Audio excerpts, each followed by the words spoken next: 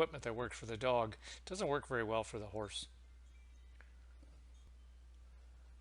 Medications post-operatively and pre-operatively, I guess, some systemic antibiotic and banamine, some topical atropine to dilate the pupil, topical antibiotics, topical steroids. And generally it takes about generally they stay in the hospital for a while, 8 days, maybe a little longer. Success rate, well, that all depends on a lot of things, like what you consider success and when do you consider success. When did you make the decision? And so the literature is kind of interesting. I kind of broke it down here in a little bit. The success rate, and success would be determined as to whether they can see or not, whether the eye's visual. And obviously, you'd like to have this surgery go well, and you walk out of surgery and you say, "Well, gee, that was successful."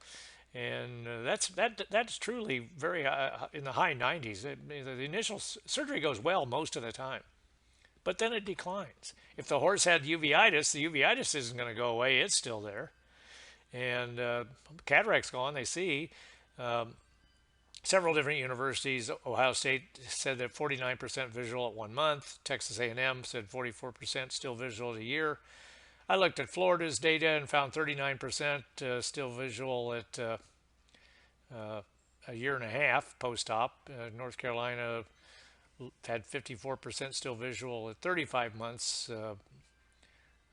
post phaco, but 25% were still visual if they'd had equine recurrent uveitis.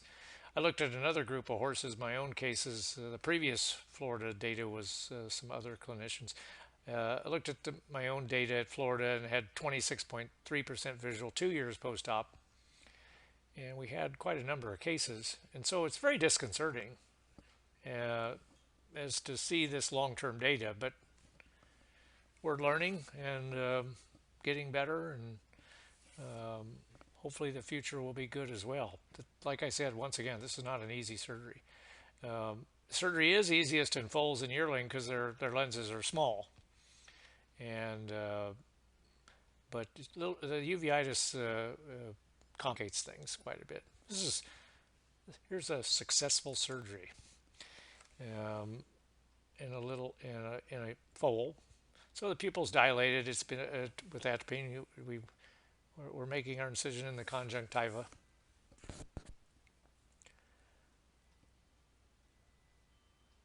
That way we have we suture the conjunctiva closed, and we also would make the next incision in the sclera. So we suture the sclera, and then we suture the conjunctiva. We get a two-layer closure. Suture leaks is a problem in this surgery, and you don't want any leakage afterwards. You have to go back and fix it. So now we've got the conjunctiva lifted up. We've exposed the sclera. We're going to make our scleral incision here in a moment after a little bit of cautery. Make it about 4 millimeters. It's a two-layer incision as well.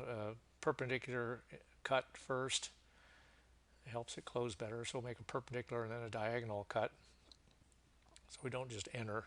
Now we're going into the eye.